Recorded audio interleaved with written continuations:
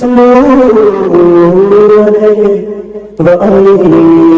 علیکم ورحمۃ اللہ وبرکاتہ۔ خیر مقدم ہے آپ کا فدا نامے میں۔ دوستو، کئی دنوں سے ہمارے ایک اور پیارے سبسکرائبر کی فرمائش آ رہی تھی کہ ہم صاحب قصیدہ بردہ شریف حضرت امام بوصیری رحمہ اللہ علیہ کا ذکر خیر کریں۔ ان کے حکم کی تعمیل میں یہ ویڈیو پیش کی جا رہی ہے۔ اس امید کے ساتھ ویڈیو پسند آنے کی صورت میں لائک اور شیئر ضرور کریں اور ہمارے چینل کو سبسکرائب کریں۔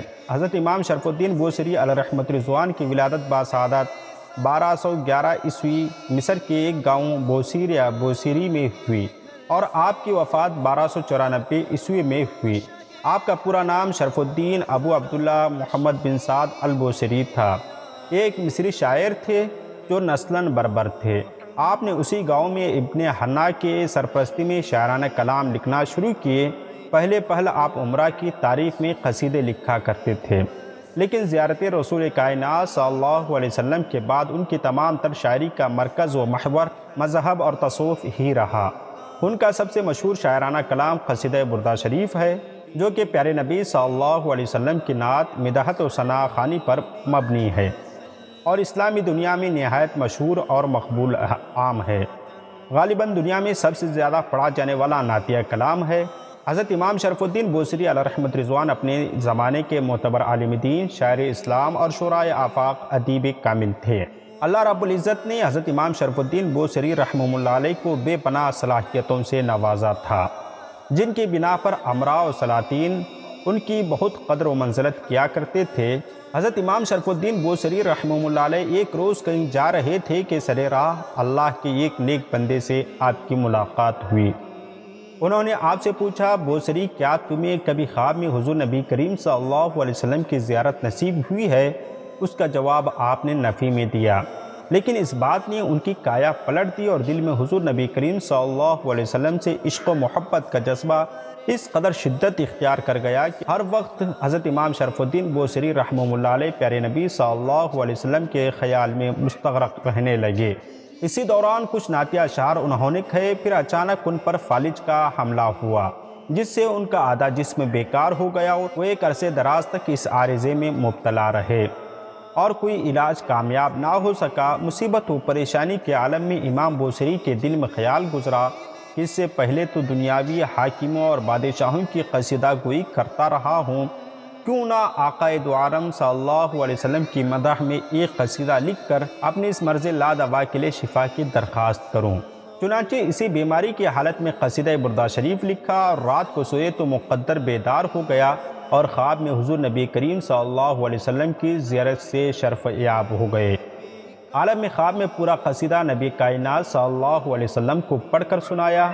نبی رحمت صلی اللہ علیہ وسلم نے امام بوصیری کے اس کلام سے اس درجہ خوش ہوئے کہ اپنی چادر مبارک ان پر ڈال دی اور پورے بدن پر اپنا دست شفا، دست رحمت پھیر دیا، جس سے ان کی درینہ بیماری کے اثرات جاتے رہے اور آپ فوراً شفا یاب ہو گئے۔ اگلے دن صبح آپ اپنے گھر سے نکلے اور سب سے پہلے جس سے آپ کی ملاقات ہوئی وہ اس زمانے کے مشہور بزرگ حضرت شیخ ابو رجاء رحمہ اللہ علیہ تھے۔ انہوں نے حضرت امام بوصیری رحمہ اللہ علیہ کو روکا اور درخواست کی کہ وہ قصیدہ جو آپ نے حضور نبی کریم صلی اللہ علیہ وسلم کی مدحت اور تعریف و توصیف میں لکھا ہے مجھے بھی سنا دیں۔ حضرت امام بوصیری رحمہ اللہ علیہ نے پوچھا، کون سا قصیدہ؟ انہوں نے کہا، وہی قصیدہ جس کو آپ نے رات میں نبی رحمت صلی اللہ علیہ وسلم کو سنایا تھا۔ تو حضرت امام بوصیری رحمہ اللہ علیہ کو بہت تعجب اور حضرت امام بوصیری رحمہ اللہ علیہ نے پوچھا کہ اس کا تذکرہ تو میں نے تو ابھی تک کسی سے نہیں کیا، پھر آپ کو کیسے پتہ چلا؟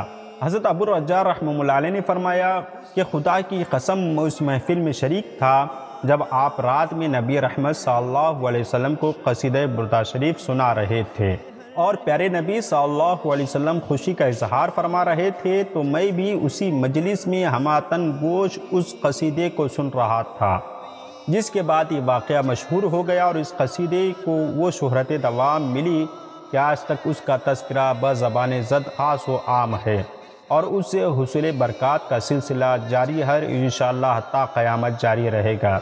قصیدہ بردہ کی وجہ تسمیہ یہی ہے کہ حضور نبی کریم صلی اللہ علیہ وسلم نے امام بوصیری رحمہ اللہ علیہ سے خوش ہو کر اپنی چادر مبارک ان کے بیمار جسم پر ڈال دی تھی اور پھر اپنا دست شفا پھیرا تھا جس کی برکت سے وہ فوراً شفایاب ہو گئے۔